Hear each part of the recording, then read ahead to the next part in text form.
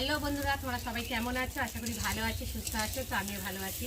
মৌসুমি official চ্যানেলে তোমাদের সবাইকে স্বাগত জানিয়ে আবার চলে এলাম ডেইলি ব্লগ নিয়ে। তো দেখো, উনান ধরিয়ে দিয়েছি আর এদিকে মাছ ভাজা হচ্ছে। এই যে মরলা মাছের ঝাল করবো আলু বেগুন দিয়ে, তার জন্য মাছটাকে এই যে ভালো করে ভেজে নিচ্ছি। গতকালকে মাছটা আনা হয়েছিল, ভেজে রাখা হয়েছিল, আর একটু ভালো করে গরম করে নিচ্ছি যাতে গন্ধটা চলে যায়, তাই না বলো বন্ধুরা? তো দেখো, এখন ভালো করে ভেজে নিয়েছি আর এখন আমি এবার মাছগুলোকে তুলে নেব। পুরো মরলা মাছ, জ্যান্ত মরলা। মরলা মাছের ঝাল খেতে ভালো লাগে, ঝালও ভালো লাগে, ঝোলও ভালো লাগে। তা আমি আজকে ঝাল করব বেগুন দিয়ে।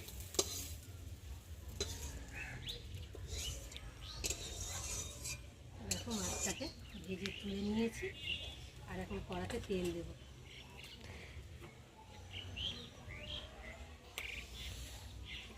তেলটা ততক্ষণ গরম হোক। আর এই যে এখানে মশলা নিয়ে নিয়েছি, পেঁয়াজ কুচি, একটা কাঁচা টমেটো, আদা রসুন পেঁয়াজ, গুঁড়ো লঙ্কা, আর এখানটায় যে মটরশুঁটি রয়েছে, আচ্ছা মটরশুঁটি দিয়ে ভালো করে কষাই যদি পড়ে যায়। আর এই যে ফুলকপি আলু দিয়ে মটরশুঁটি দিয়ে একটা ডালনা বানাবো। আর এখানটা এই যে বেগুন আর আলু, যেরকম মাছ সেরকম বেগুন আলু সরু সরু করে কেটে নিয়েছি, মাছ দিয়ে ঝাল বানাবো। তো দেখো, কড়াটা গরম হয়ে গেছে আর এখন আমি কেটে রাখা কুচানো পেঁয়াজগুলো দিয়ে ভেজে নেব তেলে নেব।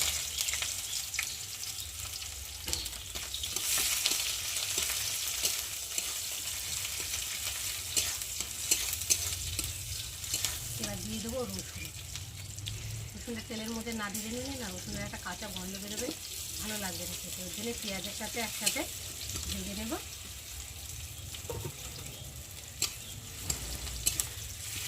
পেঁয়াজও ভাজা ভাজা হবে আর রসুনও ভাজা ভাজা হবে।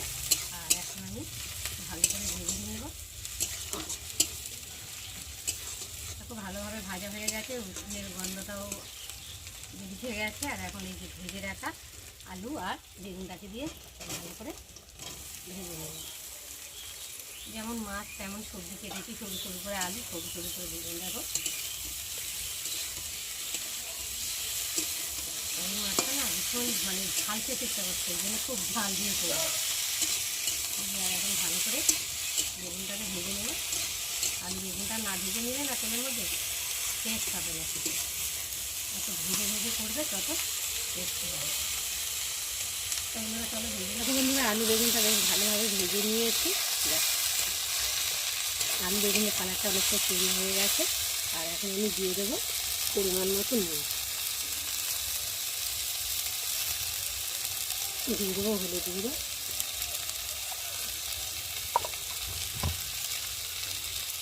দিয়ে দেবো জিরে বাটা, আদা বাটা, টমেটো কুচি আর গুঁড়ো লঙ্কা দিয়ে ভালো করে মশলাটা কষিয়ে নেব।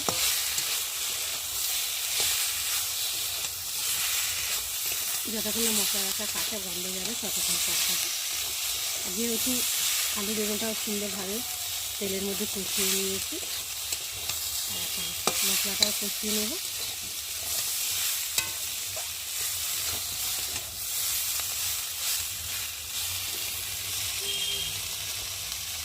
তো দেখো বন্ধুরা, মশলাটা বেশ ভালোভাবে কষিয়ে নিয়েছি। দেখো কি সুন্দর ভাজা ভাজা হয়েছে আর মশলা থেকে দারুণ একটা গন্ধও ছেড়ে দিয়েছে। আর এখন আমি একটু ভালো করে নেড়ে ছেড়ে আর জল দিয়ে দেবো।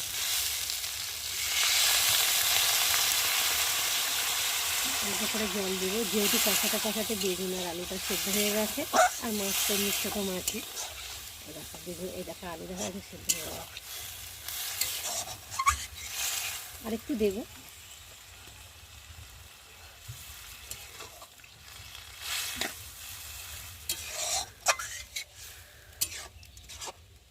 দিয়ে আর এখন ভেজে রাখা মাছগুলোকে ওপর দিয়ে ছড়িয়ে দেবো।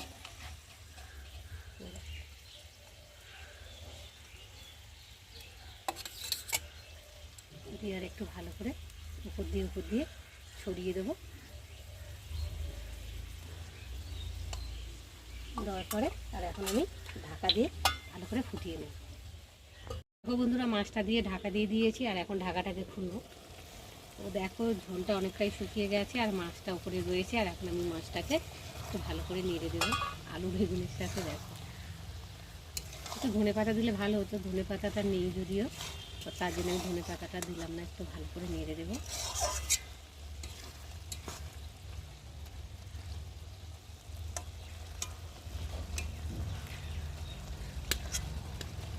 দিয়ে আর একটু ঢাকা দিয়ে আর একটু ভালোভাবে ফুটিয়ে নেব। বন্ধুরা, মাছের চচ্চড়ি তৈরি হয়ে গেছে। চচ্চড়ি বা ঝাল যাই হোক বলছি। তো দেখো কেমন হয়েছে, তোমরা কিন্তু অবশ্যই কমেন্ট করবে। আর ভালো লাগলে লাইক করো, শেয়ার করো। আর আমার চ্যানেলে যদি নতুন হয়ে থাকে চ্যানেলটাকে সাবস্ক্রাইব করো। আবার দেখা হবে তোমাদের সাথে পরের ব্লগে। ততক্ষণ তোমরা তোমাদের খেয়াল রাখো। তোমরা আমার চ্যানেলটাকে সাবস্ক্রাইব করতে থাকো আর আমি এদিকে ঝালতে থাকি। এটা একদম শুকনো শুকনো মাখা মাখা হয়ে যাচ্ছে, পুরো একদম চচ্চড়ি। গরম ভাতের সাথে যা লাগবে না, একেবারে অসাধারণ।